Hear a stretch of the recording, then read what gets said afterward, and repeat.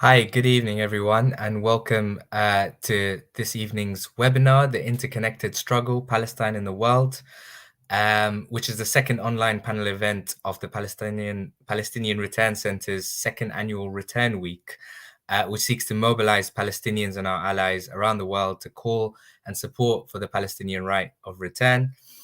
My name is Shabir Laka. I'm an officer of the Stop the War Coalition and a Palestine Solidarity activist in London.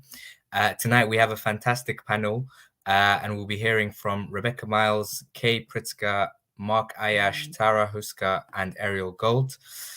Before I hand over to the speakers, I just want to introduce the My Return campaign, which is a popular voluntary initiative launched by the London-based Palestinian Return Center in cooperation with national and international pro-Palestine partners. The campaign was first launched in Jordan in cooperation with the Palestine Committee in the Jordanian Parliament. And the campaign culminates in a petition that calls for and reaffirms the Palestinian right of return. The campaign seeks to turn such an inalienable right into an international cause, and it seeks to garner the largest possible number of signatories on a petition confirming Palestinian refugees' devotion to their right of return. And the petition clearly states that it rejects the US so-called deal of the century and any other initiative which undermines Palestinians' internationally guaranteed rights. Both Israel and the US have never ceased to undermine such an inalienable Palestinian right by denying the refugee status of displaced Palestinians inside and outside the occupied Palestinian territories. And the former US President Donald Trump's recognition of occupied Jerusalem as Israel's capital, the campaign waged by Israel and the US against UNRWA, the US suspension of its funding to Palestinian refugees, and the increasing calls to resettle the refugees in destinations other than Palestine are tactics which, though seemingly divergent, aim for the same goal, which is undermining the right of return. The right of return will never be negotiated away or used as a bargaining chip. So this campaign is based on individual signatures on the My Return petition, which you can sign on the website www.myreturn.net. It's already garnered over 1 million signatures, so please add your name to it if you haven't already.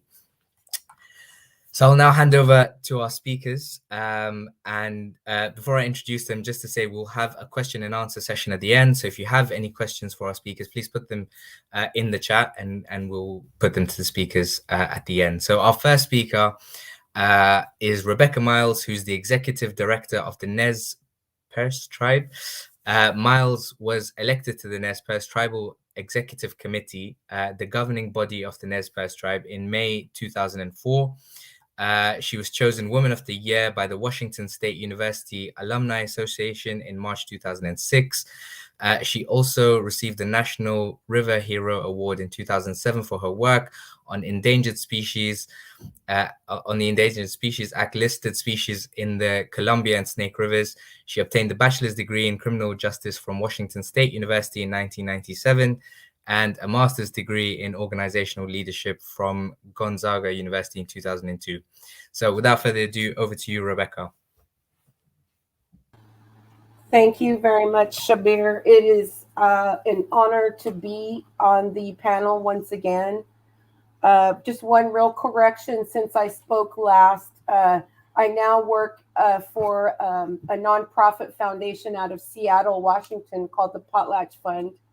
And so I still stay close to all the activities that I worked on personally, including protecting treaty fishing rights for the Nez Perce people and other issues that are happening, including water rights and those kinds of things.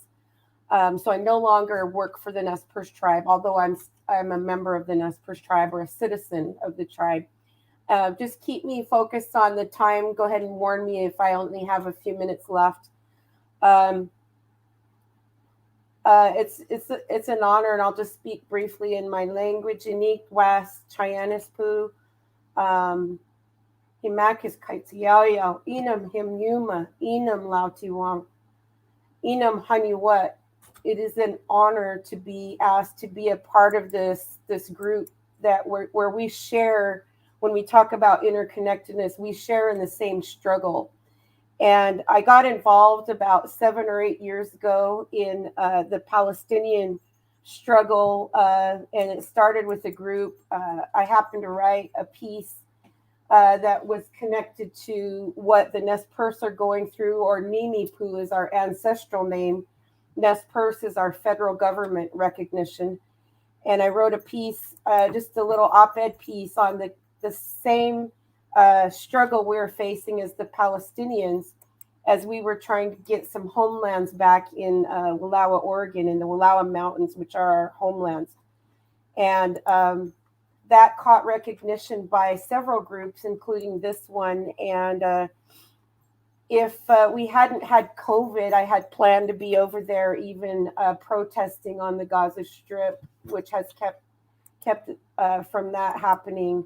But I've paid close attention, including to the extreme violence that has taken place over the past summer, May, June, and even the recent wall that was recently completed, unfortunately.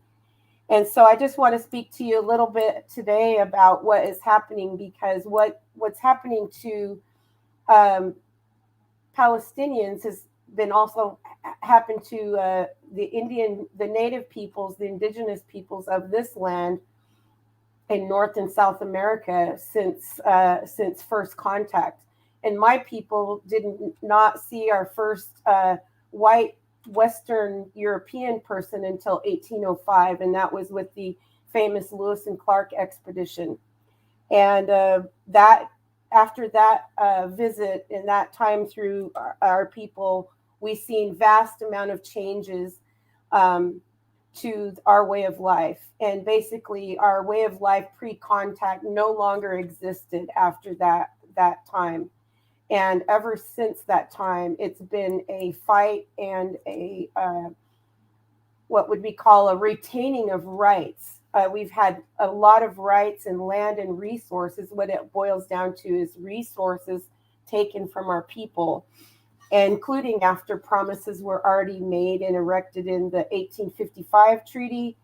That treaty was not ratified yet in Congress, and the United States was already coming back wanting to reduce our lands by over 13 million acres after they had promised to protect us on these 13 million acres. And so you can see the very stark similarities to what the Palestinians have faced in what is now they call Israel occupied territory that was taken from the Palestinians. And also when you take a group of people from their native lands, you change them, you change their way of life completely, because we are our land, and our people definitely believe that we cannot be removed from our land without changing our identity. It's as strong as speaking our language, and it's as strong as living our way of life and singing our traditional ancestral songs that have survived, tens of thousands of years. And so I got really interested in what was going on in the struggle, because we started to get the international support in what we were seeing in this country, in the United States, of what was happening over in the Dakotas, what's been happening all over the country for decades and decades, is basically a removal of resources. And wherever our precious resources are, you can guarantee the federal government or private ownership will be there to utilize those resources. And what we have is a very different idea of resources. And for example, the Nez Perce tribe settled in 2005 our water rights here in the state of Idaho on the Snake River Basin. And that was after 21 years of litigation. And what we experienced, though, was a forever changing of a treaty again after over 100 years. Here's the federal government again asking us.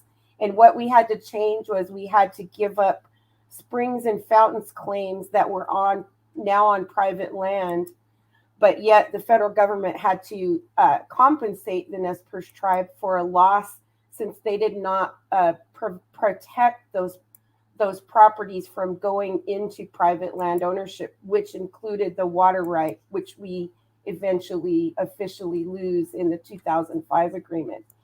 But that agreement also kept in place, which is really scary times we're living in now, is as we no longer see the resources the same time as when Israel is Jews were coming into Palestinian lands. We don't the same resources have been vastly what would you call overutilized. River systems, water systems are over appropriated everywhere in this entire world. There's not one river basin, lake, stream that is not over appropriated in terms of those users on that system. And that exists everywhere. And who it hurts the most is indigenous peoples of those lands that have the first in time use of those resources. And so what we're experiencing now is we're balancing out climate change as well as overuse of our precious resources. And so that is also something that is going to be and continues to be a major problem for indigenous peoples here in the Americas. Recently, what was really a success for the Nez Perce tribe is through our water settlement, we were able to secure funds because of the breach of trust, and it only went back 8 years. If they went back 120 some years that they breached the trust of protecting our resources and land and water rights, it would have been what's 92 million for 8 years. It would have been that much more money for 120 some odd years, but the statute of limitations only let them go back 8 years for breach of trust of the United States. And so with that money, the Nez Perce tribe has utilized, and we've made our neighbors very angry. We live in a part of the country that has been built around us, and that's the state of Idaho. And Idaho is one of the largest Republican, far right-wing Republican states in the country. And you can also guarantee you can go anywhere in town. I have to go in town later today to pick up a car being serviced, and you're going to go everywhere and you'll see Trump signs all over the place still, even though we're already in a different administration.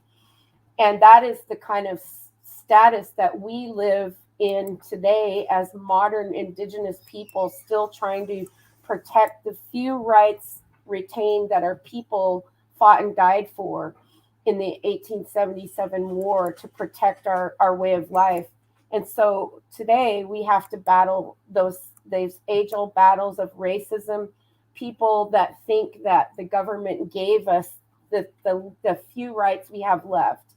And so that is the reality that we live in today. But we recently were able to acquire a piece of property back in the Wallowa. It's in Joseph, Oregon, and those lands were very precious to us.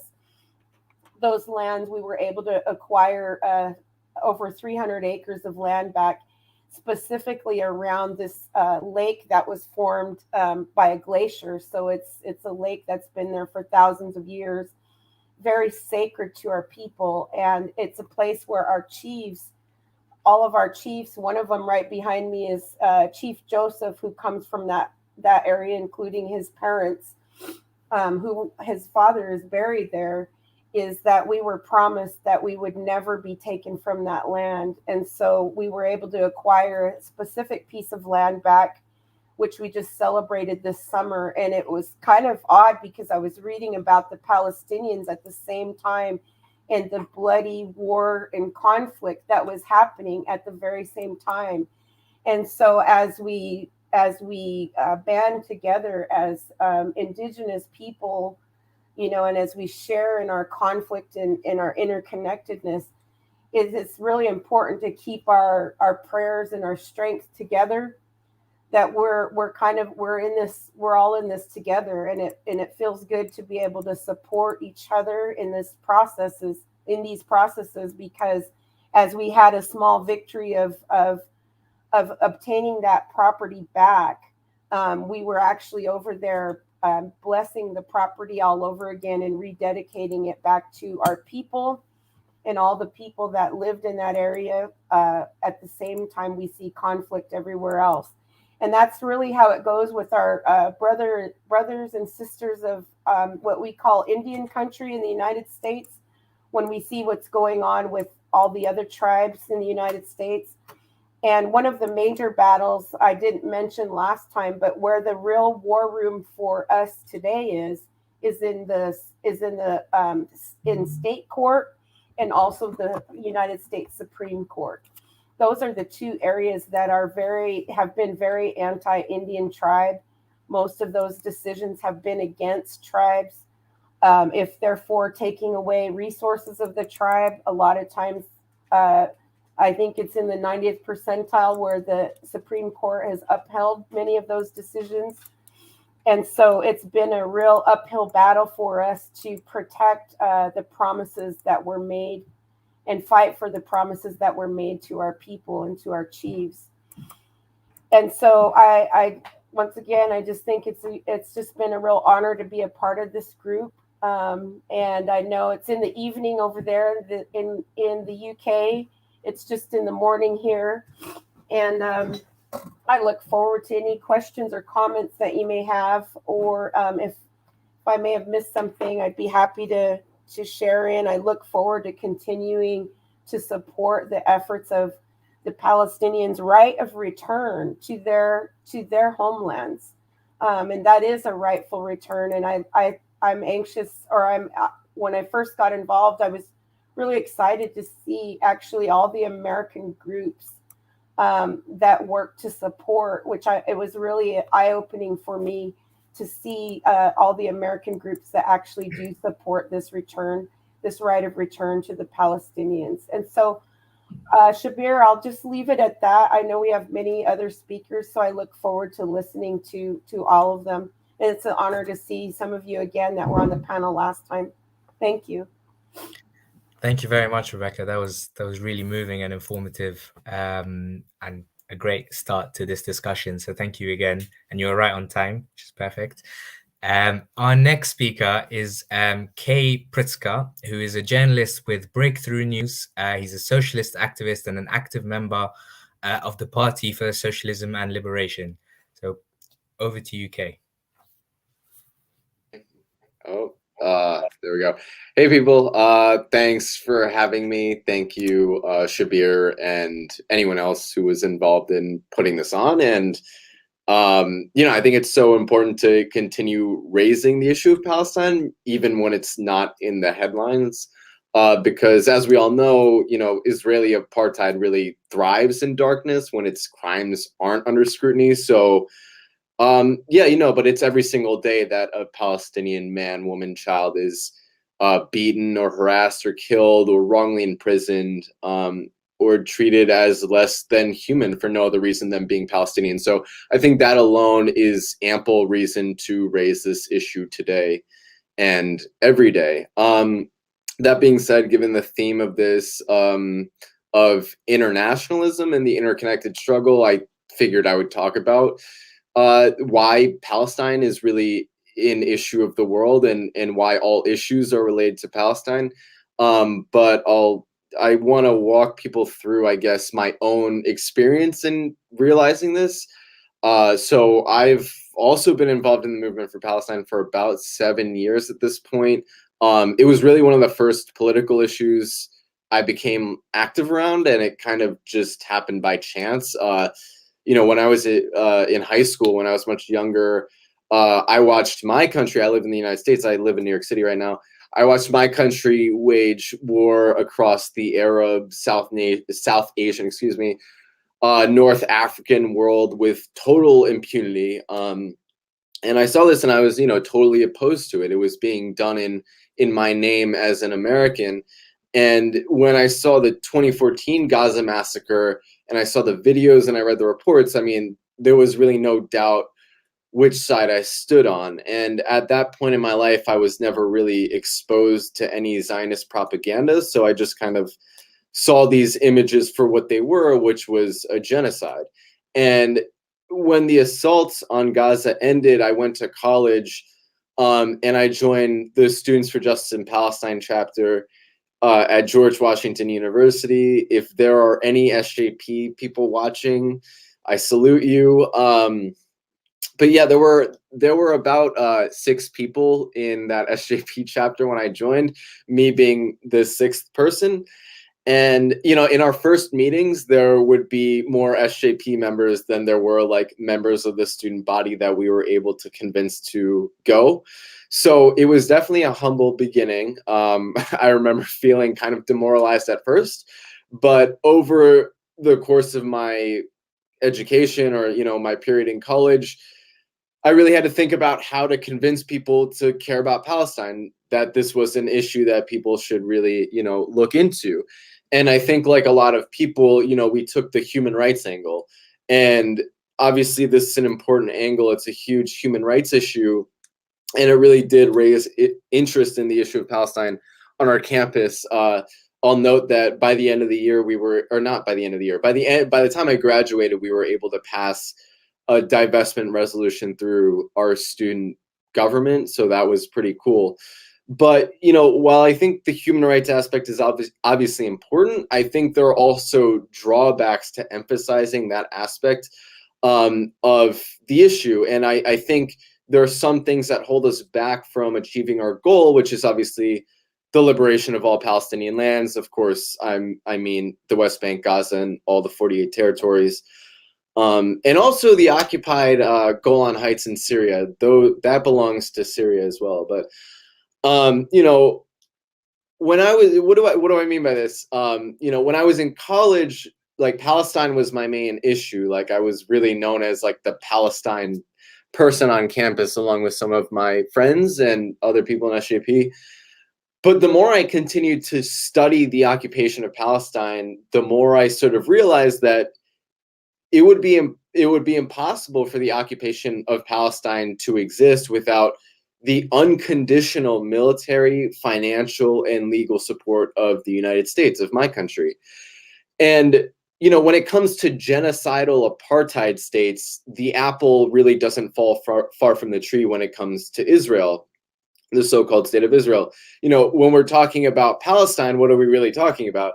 We're talking about a land invaded by European foreigners, the indigenous population nearly wiped out through a policy of genocide, the remaining population forced into a system of legal race-based apartheid, and used as free or cheap labor to allow the colonizers to live a high standard of living.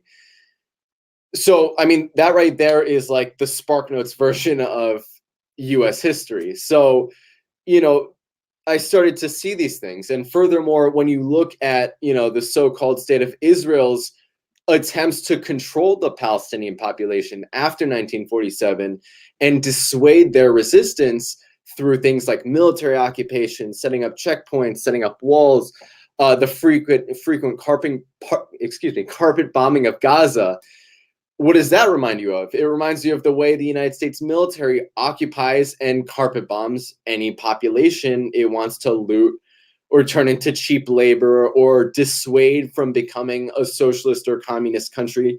That's a huge theme in US history.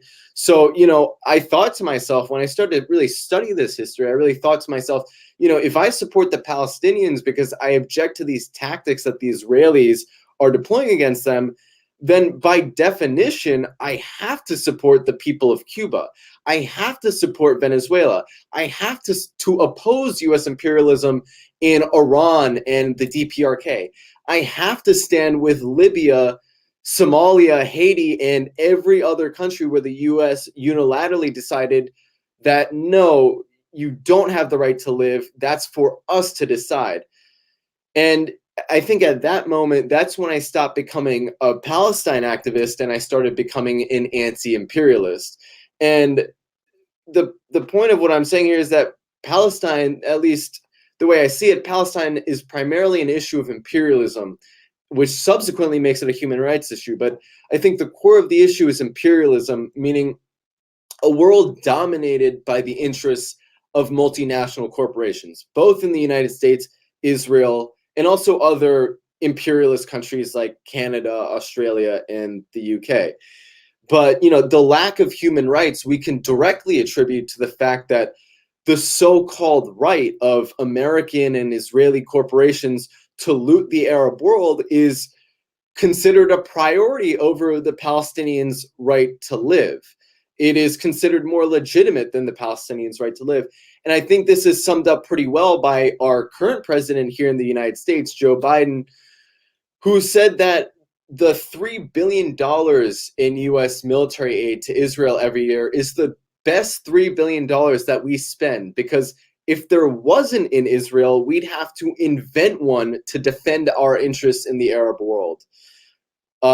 Just to repeat that, Joe Biden said, if there wasn't in Israel, we would need one in order to justify what we're doing to the Arab world, meaning looting their resources, killing and murdering any leader that stands up to the dictates of the United States. So, over my course of time in the Palestine movement, I've run into a lot of people who are really like Palestine only activists, or Palestine is their only issue. A lot of people in the SJP chapter I was in were like that. They didn't see the connection between Gaza, which is an open air prison where Israel blocks the entry of all food or medicine. They didn't see the connection between that and Cuba, which is a country that's been blockaded by the United States for 60 years and prevents countries from bringing in food or medicine.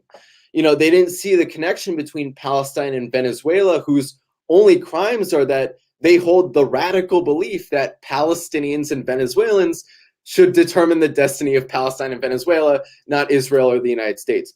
So, I don't see it as a coincidence that the people we most associate with being a voice for the oppressed, as fighting for the rights of colonized people, people like Malcolm X, Angela Davis, Hugo Chavez, Fidel Castro, Mao Zedong, these people all support the Palestinians.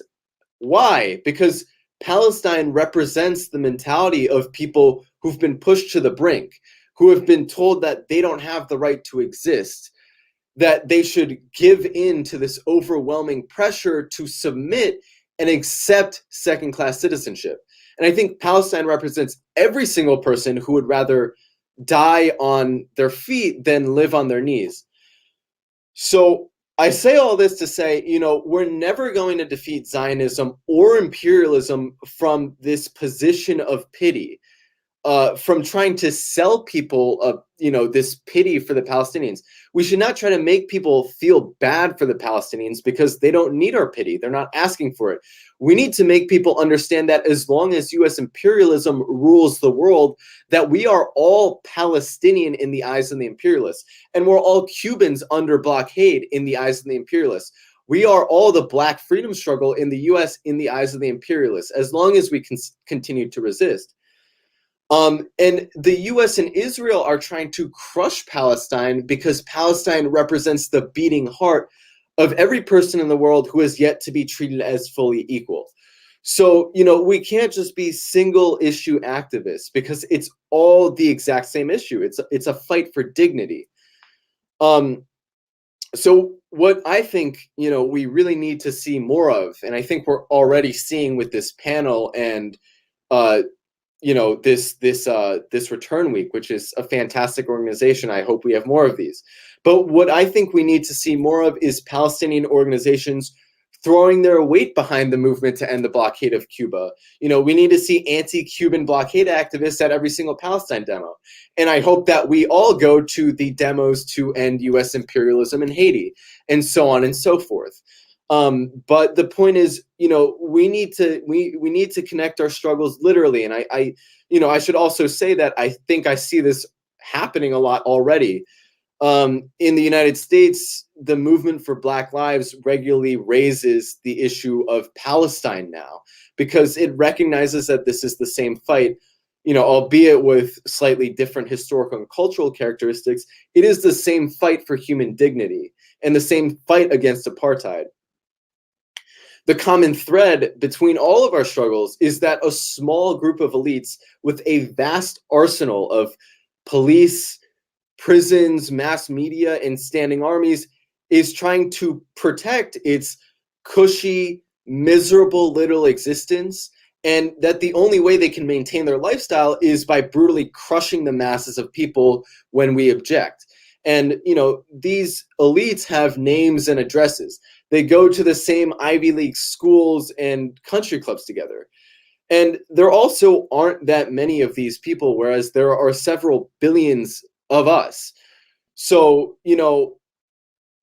I think we outnumber these people, but I think the primary issue is that us billions of people are really siloed into our own areas of activism. We think of ourselves, oh, I'm a Palestine activist, I'm a this activist, I'm a that activist. So, I don't actually think Palestinian liberation is that complicated or far off. I think the only thing that really needs to happen is we need to break down the walls of our silos and realize that we're all actually sitting in the same boat.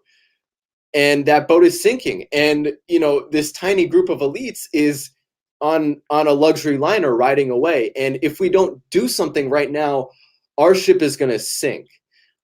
So I'll leave it at that. But thank you so much for listening. Thank you very much, Kei. That was very well put. And I had a very similar political trajectory to you, starting with the 2008 Gaza Massacre. So it was good to hear all the work you did at university, and I thought that was really good analysis. So thank you very much for that. Our next speaker is Tara Houska, who is Ojibwe from the Kuchiching First Nation. I hope I've pronounced that right. She's a tribal rights attorney in Washington, D.C., and is involved in advocacy on a broad spectrum of Indigenous issues. Much of her work is focused on environmental justice and institutional racism. Tara regularly engages with grassroots organizations dedicated to the protection of natural resources, treaty rights, cultures, and sacred lands, notably including Standing Rock and Stop Line 3. Last year, she co-founded Not Your Mascots, which is a non-profit dedicated to elimination of stereotypes, caricatures, and mascots that continue to obfuscate and the past treatment and ongoing plight of Indigenous people. So we're very glad to have you here, Tara. Over to you. Miigwech for that. And yeah, I actually don't live in DC anymore. I haven't for years. Been living on the land for a good solid going on 6 years now. So recovering from DC and all of that encompasses DC.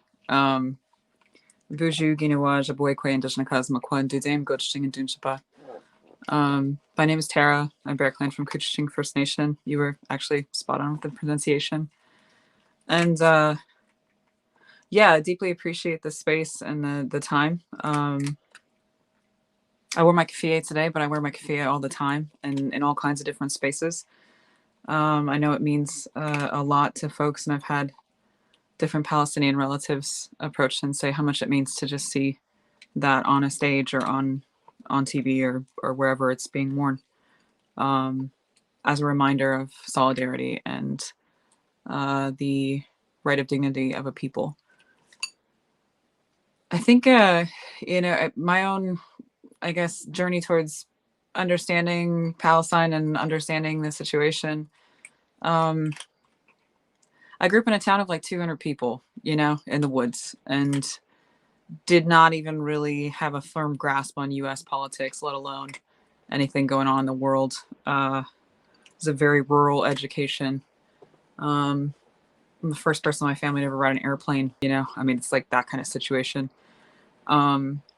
But through advocacy work around land rights and around protection of water and protection of dignity, I was invited out to a delegation of folks, mostly Black folks and some Indigenous folks, to Palestine, and just got to see firsthand, and to form my own understanding of what was happening and what I perceived to be a very stark, active, genocidal reality.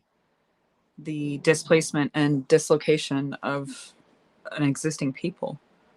And in this case is very clear with like checkpoints and militarized presence and an occupation that was so obvious. But something that I resonated deeply with as a Indigenous person who I think is oftentimes invisibilized and experiences erasure in a place that is our home. The place that is to most of the world just the United States, and does not have any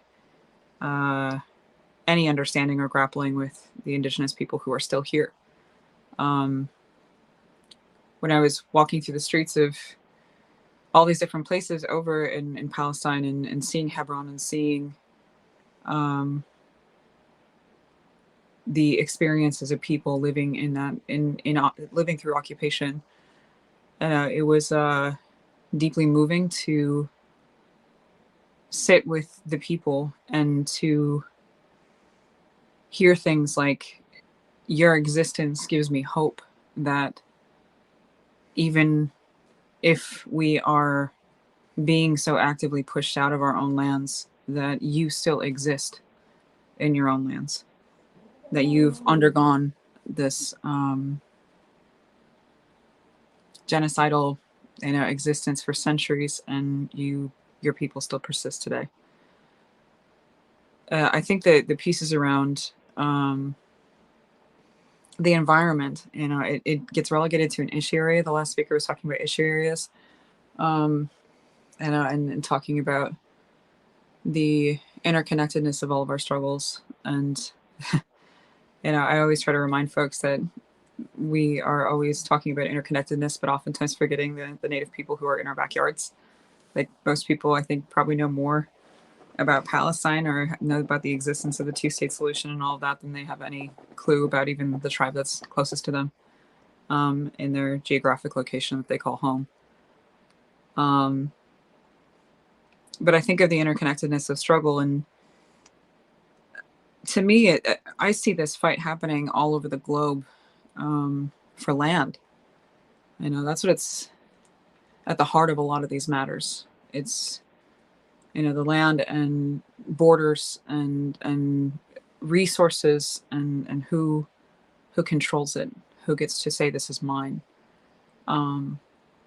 Human beings that have convinced themselves that we are in dominion of nature and of land, that we can own land, that we can tell others to leave a place because it's our divine right to take it.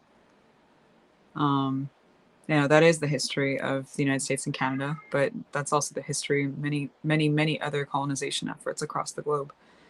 And that's also the ongoing present of many different places across the globe, which is the pockets of resistance and the pockets of the people who are trying to protect the land, who are trying to protect these places, who are trying to protect their homes. That's a lot of the work that I personally do with GNU Collective. It's a Frontlines Indigenous Women and Two-Spirit-led effort to push back against theft, to push back against endless extraction and greed. And I think those concepts are present, whether it's politicized genocidal land theft, the drawing of borders and the creation of checkpoints, or the push of an ideology that says your sacred isn't sacred, it actually belongs to us, and our understanding of it is superior to yours. You call this mountain, the sacred mountain, sacred. It's not a sacred mountain to us. It doesn't mean anything to us. So Therefore, we can blow it apart and mine it for minerals. Your headwaters of the Mississippi River. And I guess I think that maybe more people understood that one just because there's tens of millions of people downstream. That was the tar sands pipeline I spent the last 7 years of my life fighting. That is now pumping tar sands through the headwaters. 1,000 people are looking at criminal charges, including myself. I was arrested several times during the course of this for standing on my own land, for standing up for what's right. But hearing again and again, this is not a sacred place. This belongs to us. Being charged as a Native person with criminal trespass on Native land, on treaty land. It's much like I saw when I was in Palestine and observing the people being criminalized for moving in their own territory. The people experiencing active displacement. That's the definition of the international definition of genocide, right? Is displacement. And I think that those realities are happening in many different contexts. So to me, Palestine is a liberatory struggle that is reflective of so many others across the globe. And it is really, our pain is your pain is our pain. We should try to strive as human beings to live in a place where we respect each other's dignity, respect each other's autonomy and agency. And we don't. We simply don't. The globalized world has largely convinced itself that as long as we don't think about it, it's okay for those hands to be almost slave labor hands, or perhaps slave labor altogether, to create this cheap good that I need to have because that's what I've been, indoctrinated to believe. It's okay for someone else to suffer immeasurably because I don't feel it, and it just becomes, a series of explosions and burning homes and refugees across the world that are disconnected from ourselves. But we are all part of humanity together. Like that empathy, I think that is so needed in the world. That's a big part of interconnectedness also, is remembering that while we are engaged in our own perhaps more localized fights, like the work that we're doing here, or that I'm engaged with, is largely about land defense and protecting the sacred places that are left here on Turtle Island. And that's a locality-based struggle. But it's still one that is larger, right? It's representative of walking and leading with empathy, of seeing the humanity of others, of seeing future generations and their rights to survive without them physically being here in front of us, without physically being able to touch them and see them and recognize, their humanity. Instead, it's an understanding. And it's the same, whether it's Syria, Palestine, India, these places where oppression is the standard, where oppression has become so ingrained that it is just a way of life. And the doubling down of a state, as a nation state that knows, there has to be a point in which, even as people, we recognize, even as people that are deeply entrenched in these systems, we recognize that we are causing real harm on others.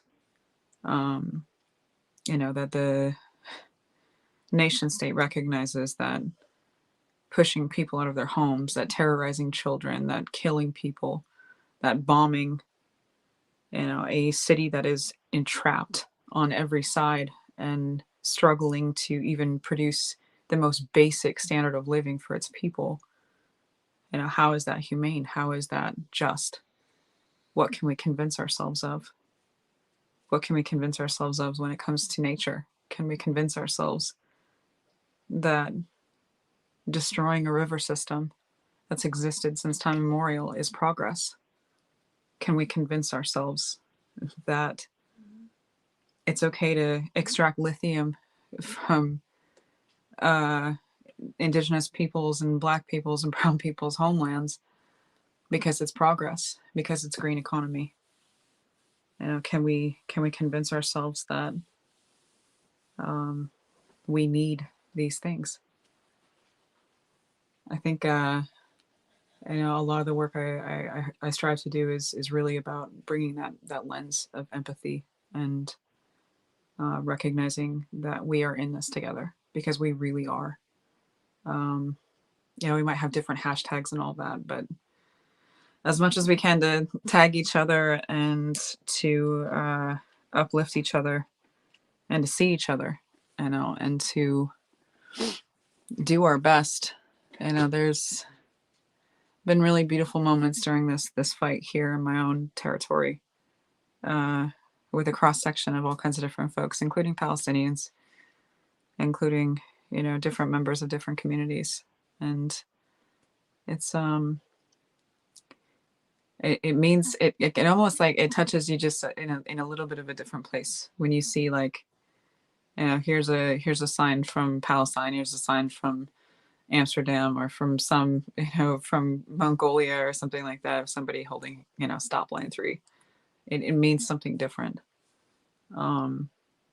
just because you feel that connection. And for me, I see people using globalization in a beautiful, caring way, in an effort to uplift something, even if you don't necessarily personally feel it, in your personal life. You can feel what genocide might feel like. You can recognize what's wrong and what's right. So yeah, I deeply appreciate the time and the space, and look forward to the conversation. Miigwech. Thank you very much, Tara. That was very moving. Our next speaker is Professor Mark Ayyash, who is the author of Hermeneutics of Violence, which was published in 2019. He was born and raised in Silwan, Jerusalem, before immigrating to Canada, where he is now an associate professor of sociology at Mount Royal University. He's currently writing a book on settler colonial sovereignty in Palestine and Israel. So over to you, Professor Mark. Thank you very much, Shabir, and thank you very much for the Palestinian Return Center for inviting me and for hosting this wonderful panel. It's great to be on this panel with speakers that I hadn't met before, and great to be back on the panel with Rebecca as well.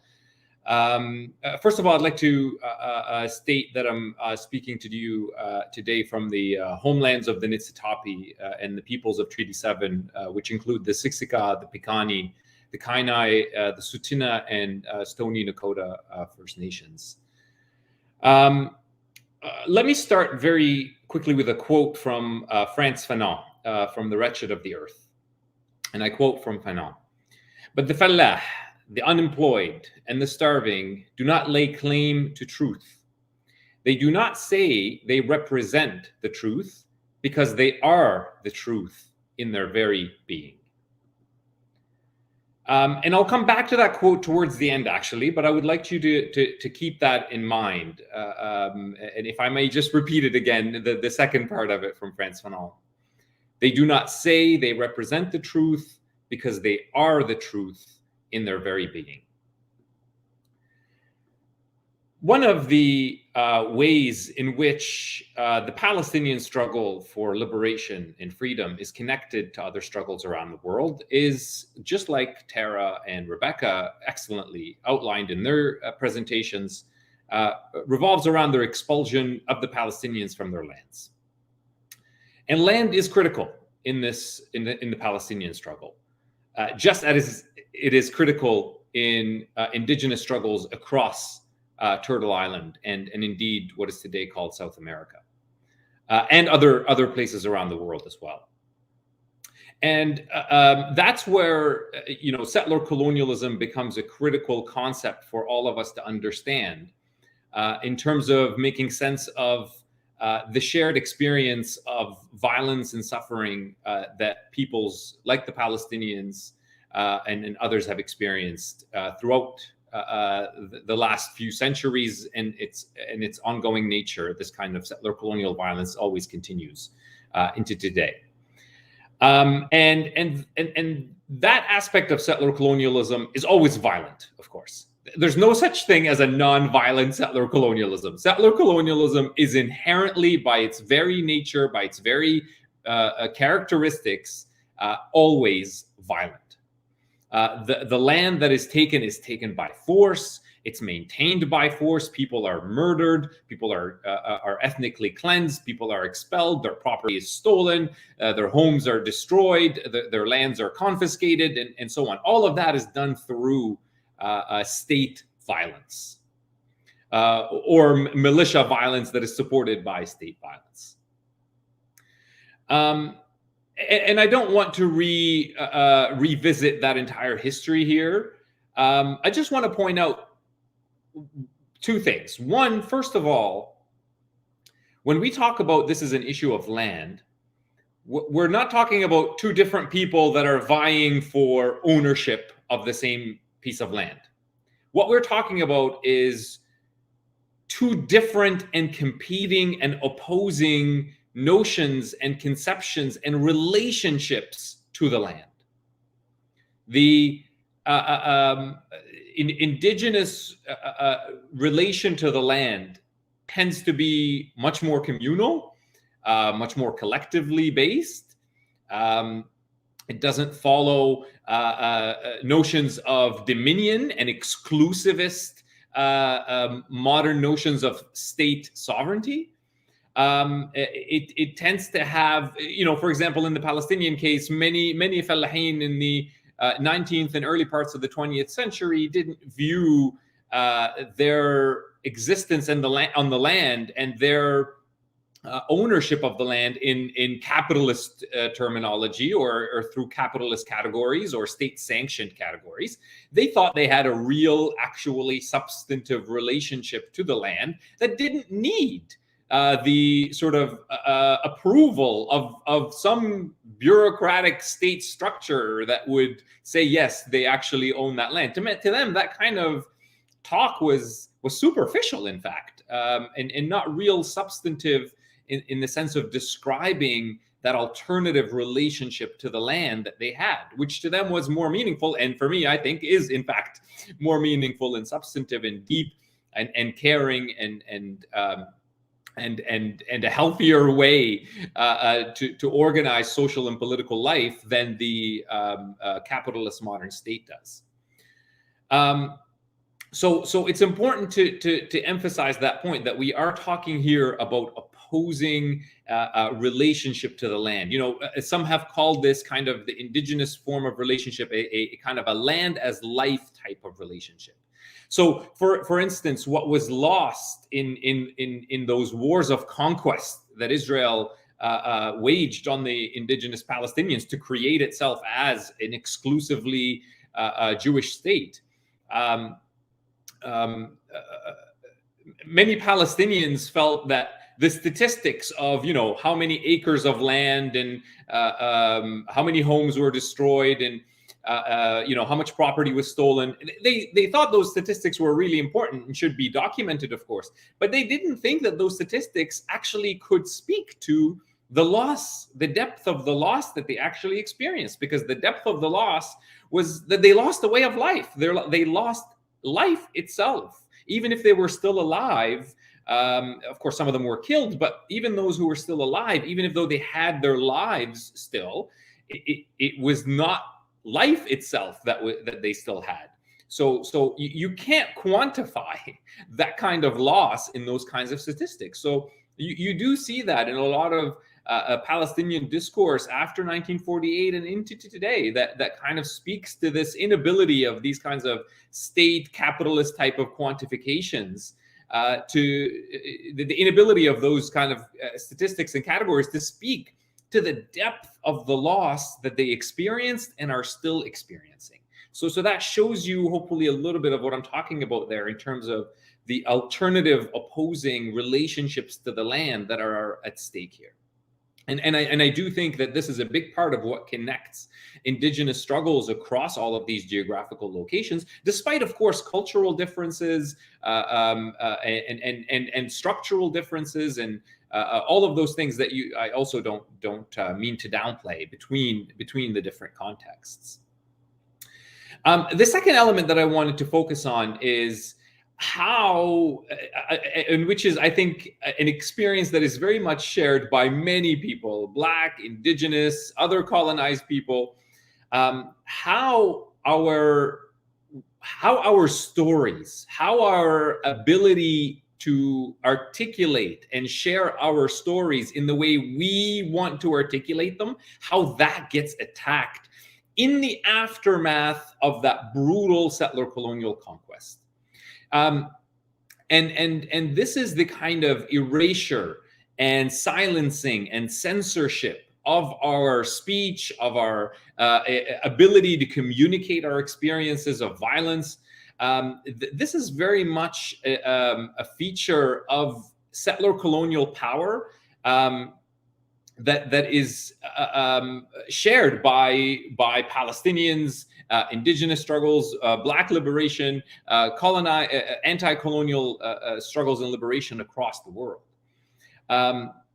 It's almost as if we become this group of people who are cast by the Euro-American imperial hegemony and settler colonial alliance, basically. We're cast as irrational, hateful, violent, exaggerating, that we are not really, that we're speaking from a space of pure passion. We're not logical. We're not able to, that what we're saying is somehow a mischaracterization of what they're doing to us. We all have experienced that on one level or another. And I always find that as a very sort of easy point of communication between Black, Indigenous, Palestinian, Arab, and other groups and peoples who have been colonized, enslaved, and oppressed by Euro-American imperial and colonial and settler colonial hegemony. This is why I started with that a quote from Fanon, because Fanon himself really understood that very well as well. And he made clear in that book, like he did in other writings as well, but I really love how it comes out in the Wretched of the Earth, that the colonized, the oppressed, we know, even though we're told all the time by colonizers that we are irrational, that we're hateful, that we're violent, that we're just driven by our pure passions, that we exaggerate our experiences, we know that what we're sharing is truth. Not just our truth, but the truth of the system of oppression that is oppressing us. We know it. This is why when Tara talks about her experience, she says, it's so obvious. Right, and I love that. Right, it's very obvious. When I moved to Canada, it's very obvious the racism that is prevalent in this country. It is very obvious the settler colonial violences that are committed against Indigenous communities across the Canadian settler colonial state. We see right through the facade of the settler colonial state that it is the force of good, that it is the force of democracy, that it values human life, and we see right through that facade really quickly. And that's why things are very obvious to us in ways that are not obvious to that many people. And this brings me I'll keep my comments more closer to 10 minutes here, so I'll wrap up on this. This brings me to some of the comments that Kei made, which I agree with. But I also want to emphasize that Palestinians and Black liberation revolutionaries, indigenous revolutionaries, people who were taking on the anti-colonial struggle throughout the 20th century across various parts of the world, they've always also, this is not a new thing. We've always seen our struggles as interconnected. So this isn't particularly new. It has a long history. We need more of it. This is where I agree with Kei, that we need more of it. But there is a long history of oppressed, colonized, enslaved people seeing that their shared problem is this, philosophers will call the project of colonial modernity, or basically the imperial project, the imperial and colonial and settler colonial Euro-American project. We see that that's the shared problem that we all have. And so there have always been attempts to create that solidarity across these borders, across the entire globe, and work with each other to fight against them. But one thing I think also want to stress is that we're not the only ones that see that. Those who benefit from these power structures also see that. This is why it is easy for Israel to silence and censor speech for Palestinian liberation in places like Canada, the US, the UK, Germany, France, and the rest. Because all those countries agree with Israel that the Palestinians signify a revolutionary force, an anti-colonial, decolonial, anti-imperial revolutionary force, and is thus not convenient to any of them. None of them want to see Palestinian liberation. They're completely on board with Israel on that point. They'll talk some game around giving individual human rights to Palestinians, reducing suffering and all of that. But they don't want to see Palestinian liberation because that is a revolutionary movement. And that is dangerous to Euro-American imperial and settler colonial hegemony.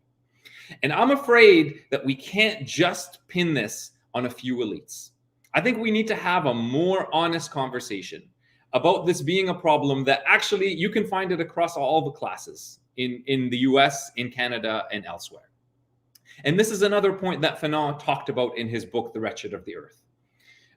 He said, he had a very clear message in that book to the working class of Europe. He said, yes, we have a lot in common. We can work with each other against this imperial colonial system that is also oppressing you, but in a different way than it's oppressing the colonized. But it's still yet oppressing you, and we can work together. But guess what? You have to show us that we can trust you, because you haven't so far. And I still think this is the case. Even the working class in places like Canada, in places like the US, has not really earned the trust of Palestinians. We continue to try, we continue to reach out, but it's not always reciprocated. And so a lot more work, I think, has to be done in terms of creating these solidarities and in terms of having real honest conversations about how we continue to work with each other. And last but not least, the Palestinian case, again, because these states, these powers that be, do understand that the Palestinian that Palestinian revolutionary movements being connected to other struggle is dangerous for them all, is that there is a concerted effort through things like the International Holocaust Remembrance Alliance definition of anti-Semitism and other definitions of anti-Semitism that tries to paint the Palestinian critique of Zionism in Israel as anti-Semitic and is therefore as toxic. Part of that effort is not just to censor Palestinian speech, but to turn Palestinians into politically toxic beings that nobody wants to touch. So that even when Black liberation activists or indigenous activists are thinking about reaching out to Palestinians, creating solidarities with them, that they might think twice about doing that, because they're like, well, do I want to bring that level of toxicity to my movement? Luckily, I think many people are seeing right through that, like Tara, like Rebecca, and many others. But I think we also need to have a real serious conversation about that. And how we all should evade these kinds of toxicities that are not just, I'm focusing on it in terms of Palestine, but I understand there's also ways in which indigenous struggles are turned into toxic struggles that nobody should touch. So I do think that this tactic actually applies to a number of our struggles, and I think that we should be working to fight against that, and to reaffirm to each other that we are, and let me go back to that quote from Fanon, that we are the truth in our very being, and to give each other that understanding, that we all understand the obvious nature of our oppression and our interconnections with each other. Thank you. Thank you very much, Mark. That was brilliant. Unfortunately, we were supposed to have Ariel Gold, who's the national co-director of Code Pink, speaking on this panel, but unfortunately she's had to leave. So she sends her apologies. But that means we can shoot straight into question and answers, and we have a couple of questions which I want to put to the panel. So the first is, has the Biden presidency in any way changed the situation on the ground in terms of Palestine, indigenous rights, policies on Cuba, or any other struggles? And if I can maybe come back to the panel in the order we started with, if that's okay, and maybe keep it to about 2 minutes in your response, if that's okay. So Rebecca, do you have any thoughts on that? Maybe just briefly. Surprisingly, tribes are in a position to be able to stand back and not be so partisan. For example, we've had a lot of our successes in the Nez Perce tribe and in Indian country. Some of the greatest achievements that were made for Indian people were in the Nixon administration, which was a Republican administration. The younger Bush administration, our tribe personally had a lot of had some advances made. And then under Obama, we had, what I felt was a real pushback of our actual treaty rights, and wasn't a recognition of our rights at all. Yet we had gains as Indian people across the board. So it's different, it's a really difficult relationship to have with the federal government, the United States, and all the massive duplication of all these departments that you have to deal with that are required to uphold the trust responsibility towards tribes. And so with the Biden administration, I haven't worked, this is the first time in probably 20 years I haven't worked specifically with an administration and government to really be able to speak on the issue, except for knowing that we've have had gains in our effort to get the lower Snake River dams removed, in terms of studying the issue on all fronts, rather than just ignoring it and allowing it go to the powers that be and something that we can't talk about. It's now something that maybe my grandchildren, maybe my children will see. Hopefully my grandchildren will see something like the lower Snake River dams removed, that will free our rivers and bring back salmon to their natural, healthy state. And I'll just leave it at that. I know you said 2 minutes, and leave it to the rest of the group. Thank you. Thank you, Rebecca. Kei? Yeah, I mean, the quick answer is no. Obviously, on the issue of Palestine, Biden, wanted to approve this huge arms sale to Israel. I think even during, while Gaza was being bombed, $735 million. Disgusting. As far as Cuba goes, he's been awful on the blockade. Same policy as Trump. Haiti, Biden notoriously told the Haitian migrants not to come to the United States, despite the fact that the U.S. was supporting the Haitian dictator at the time, Jovenel Moïse, who was assassinated. They were supporting him. People were fleeing his dictatorship and coming to the United States, and he said, "Don't come here."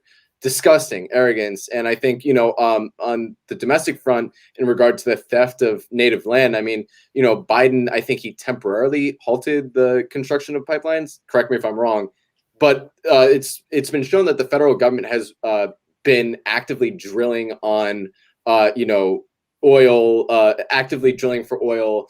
So they've kind of resumed a lot of the, practices that they campaigned on not doing. but yeah, I mean, we have a saying in the United States that politics ends at the water's edge, meaning all parties are united on foreign policy and matters of imperialism. And Biden is, he's totally his position on Israel is owned by AIPAC. His position on all these other countries is owned by weapons contractors and like think tanks and stuff. Yeah. Thank you. Tara? Also, no. I mean, yeah, he actually didn't temporarily halt pipeline construction. He stopped Keystone XL. He approved Line 3, which is an almost identical pipeline. It's a tar sands pipeline. He's been approving pipelines left and right. He's actually increased the number of gas leases and drilling leases since the Trump administration. So he's doing more drilling than Trump did for the first 3 years of his presidency, despite his campaign promises that he would not drill public lands or open public lands. It's been a total, like, well, I said that, but I mean, come on, there's like the economy, got to worry about the economy. Yeah, I mean, I know that we can't have an economy without drinking water, but who cares about that? Native people care about that. I don't know why. Yeah. So in a nutshell, no. And then when it comes to Palestine, and also just like, I think generally the crackdown that I've seen of like specifically protest and political protest under the Biden administration, like there's been no response on so many of these different efforts at state levels and state legislatures to create felonies for organizing, for demonstrating, for engaging in basic constitutional protections that are at the foundation of the United States. Like that's happening, right? And that's across every struggle, not just like indigenous rights, Palestinian rights, Black rights. It's all of it, right? It's the criminalization of some of the most basic tenets of what this country claims it was founded on. So I would not give Biden an A+ at all. Thank you, Tara. Mark? I agree with everything that's just been said. Until Rashida Tlaib is elected president of the U.S., don't ask me what administration is going to be different on Palestine, and I'll still be like waiting to see, even on her. Not because she wouldn't want to, but who knows if she'll be able to. But let me just take this very quick chance, because Cuba was in the question, to mention just a personal story.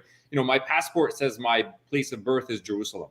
One time on a trip to Cuba, the guard, the border person was like, why doesn't it say the country? I go, well, I was born in Palestine. That's the country. But since Canada doesn't recognize it, they put Jerusalem. He's like, but Palestine is your country. Why? I don't understand. Why doesn't it say Palestine? And I was like, well, I mean, thank you, man. I appreciate it. But if you want to talk to Canada and tell them to put that there, I'll happy to put that there. But he was just so confused about the whole thing, why it wouldn't say Palestine. I just wanted to bring that as an example of seeing the truth in our very being. Like that's it. That's a very simple example of that where I feel an affirmation from that Cuban border guard that I've never felt from the entire Canadian state. But it's just those little moments sometimes that create those connections that still last with me all these years later. I still remember that guy. Yeah. Thanks, Mark. That's a great story.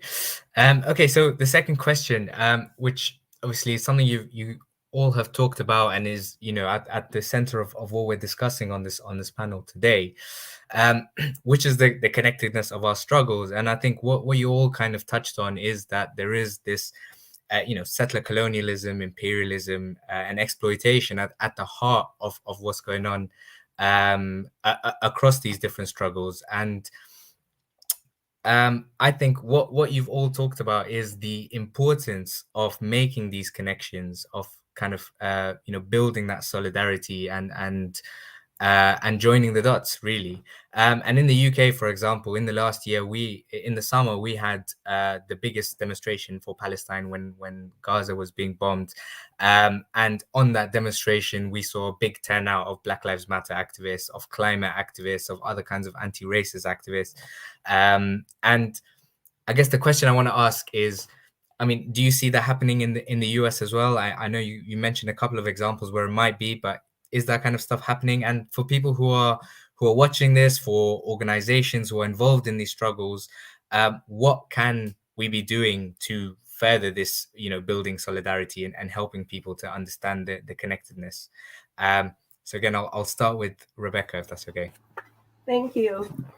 I think it's already happening, and it's a repeat of history, like during the time of the Black Panther movement and getting the American Indian rights movement together, getting AIM. My uncle was a student at UCLA. He was about 6'7". He was a real big guy then. He actually was a bodyguard for Russell Means during that time. He's been gone for a long time, but they would talk about the Black Panther movement uniting with Indians at that time that grew a national movement. And it's happening again. It's happening again and it happens when you have this struggle where you seem to, the last administration, it just seemed like the country was ignited in flames in terms of hatred and all kinds of discrimination against people of color, anybody to marginalize, any effort to marginalize anybody that was not in the far right, and to also bring the fear tactics back of being somebody else in this country, to make you feel that flag does not represent you. It only represents, we see flags everywhere, and it's meant to say this flag is mine, not yours. And we have really fought back on, and I think that's where it starts, is the grassroots movements. And last year we were able to hold our first Juneteenth event, I think, on a reservation, and it was really something. It's the second annual, and it's igniting in a lot of ways with our BIPOC communities. We have a large community in Indian tribes that are Black Indians, and recognize no longer of 50 years ago, where they couldn't really recognize being African American and being a member of the tribe itself. It was kind of like you're one or the other, and usually you were just raised Indian, and you would kind of be moved out a little bit, and that all is changing in a massive way. And I think with each generation comes a little bit more healing, and I see from the time when I was a child, I just see each new generation coming with this kind of boldness, this kind of refusal to apologize for who we are, and this kind of stand for your rights in a new way that it's like it's bolder with each new generation of people coming up, and it's exciting to see. It's like what our people fought and died for that to happen, for us to be able to stand on our own and be able to be who we are without discrimination, and just to live free without bothering anybody else. And so I think I've seen that on the grassroots level, not just here. I've seen it all over the Northwest, all over the country even, and it's exciting to see. So thank you. Thank you very much, Rebecca. Kei? Yeah, I mean, I think Rebecca really summed it up well, but I mean, I would say yes. I think slowly but surely this consciousness is definitely. I was at a demo recently in New York City after the Kyle Rittenhouse verdict. For those that don't know, he was this like twit. Sorry, I can't hear you. You should be. Should be on mute. Sorry, I was muted. Sorry. I was saying there's a lot of noise coming from your mic at the moment. Could I bring Tara, and we'll bring you back in if that's okay? Sorry. Go on, Tara. I think it might be coming from all of our mics, because I heard it from yours too. Oh. It's StreamYard. They're on to us. It's not yours is fine, Tara. Yours is fine, Tara. Okay. Yeah. But it came from both Shabir and Kei. Yeah. Oh. I don't know. Okay. We'll see what's going on here. Yeah, I would say so over the last year of engaging in the ground campaign against this massive tar sands pipeline, during a pandemic, during this moment of nature really, I think striking back at the heart of globalized oligarchy and all of that. I mean, like, really, like, Mother Nature was like, no, like, I'm going to remind you guys that I can literally shut everything down if I want. During the course of that fight, I mean, it's been a deep privilege and powerful reality to see a generation of people and resistance that, in my experience, is largely non-gendered, is of all different walks and all different communities. I mean, is Black, it's brown, it's trans, it's Palestinian, it's Indigenous, it's just so many different identities, that were united around a cause, which was, the water, right? Which is a uniting cause for so many people, just like justice is a uniting cause for so many people, just like dignity is a uniting cause for so many people, right? Recognizing the dignity in each other and recognizing that justice is not just if we have exploitation and we live in a reality of injustice. It's been really cool to see that, I mean, some of the other pieces have been a little bit tougher, like the TikToking and the cancel culture and all that other stuff. But, like, at the same time, like, it's really beautiful to see this, I think, push back against the ways of being that are so extractive and oppressive, in just a fundamental, this is wrong, this is right. Like, I know that this is wrong. You can't convince me, right? Like Mark was talking about the obviousness. Like, you can't convince me that pilgrims and Indians sat down and had this awesome meal together and everything's been great ever since. And there was just like this really cool talks that happened, or you're not going to sit there and convince me that I didn't see with my own eyes the checkpoints and Israeli soldiers walking around some of the most holy places and like the entire, that are recognized as some of the most holy places on earth. You can't tell me that I didn't see those things, right? Like, it happened. Like, I saw it and I'm responding, and I really appreciate that about where we're at. I think the internet is a good thing and a bad thing, but it's really cool to see truth really taking hold, and that intersectionalism being actualized because of it. Brilliant. Thank you, Tara. Hopefully there's no noise coming from my mic. Can we try Kei again? Hopefully it works. Okay. Is this good? There's still some noise, but I think try and speak quickly. We'll try and get as much of it as we can.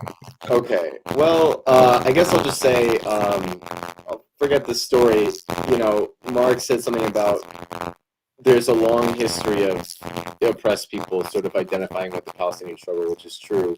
And I think, one thing we need to do is sort of bring back that history.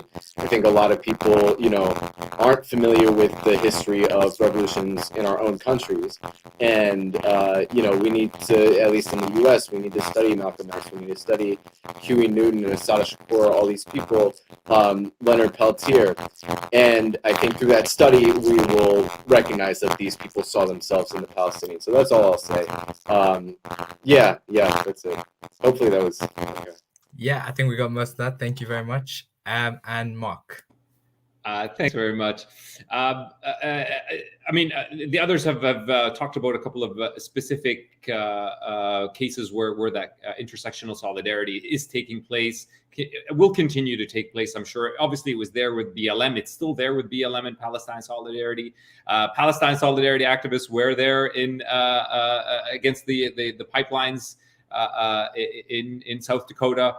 I had the great honor of meeting and hanging out with Madonna Thunderhawk, and she talked a lot about Palestine and her long history of activism with AIM and other movements, and still her very involvement in what's happening there today. A couple of years ago, I wrote a piece around the George Floyd murder, drawing on the line from the comedian Richard Pryor, "There's no justice, just us." And I do think that that's still a mantra for all of us. We have no choice but to interconnect, because there is no justice from this Euro-American colonial imperial settler colonial state. It never has given us justice. It never will. And so it is just us, and we need each other to attain justice. A real justice, not the justice in those legal courtrooms where justice has no place. It's I'm not even talking about street justice. I'm talking about the justice of the colonized, of the oppressed, of the enslaved, and it's a justice that it's hard to define, but it shouldn't be defined, and we know it when we see it. And we know it when we feel it. So that's I just wanted to emphasize that we have no choice but to seek out this shared justice against the injustices of the Euro-American imperial settler colonial state. Brilliant. I want to give a side note just to that, which is one of the guard shacks when you first get into our resistance camp is there is no justice. It's just us. So it's the Just Us shack. Just saying. Absolutely love it. Absolutely love it. Thank you so much for sharing that. Thank you both. Thank you. And thank you to all our speakers. This has been a really, really informative and very inspiring meeting. And I think everything that you've all said about the centrality of solidarity and recognizing that interconnectedness is so important. And it's something that we have to keep doing in the Palestine solidarity movement, in all our movements and in all our struggles. And I hope that people who've been listening today are as inspired as I am, and will carry this forward in our work. So once again, thank you to all our speakers. Thank you to everyone who's been watching. I just want to remind you about the brilliant events that are happening this week. There's another panel tomorrow with a fantastic lineup of speakers as well. Jana Jihad, Nerdine Kiswani, Liane Mohammed, Mariam Afifi, and Enas Ghanam. It'll also be live streamed just like today, so on YouTube or Facebook. So please tune into that. And there's 2 other events in the week. And just also a reminder about the My Return campaign. If you haven't already signed the petition, please go to myreturn.net and add your name to that. And just again, solidarity to all our speakers, to everyone watching. And thank you so much. And yeah, goodbye.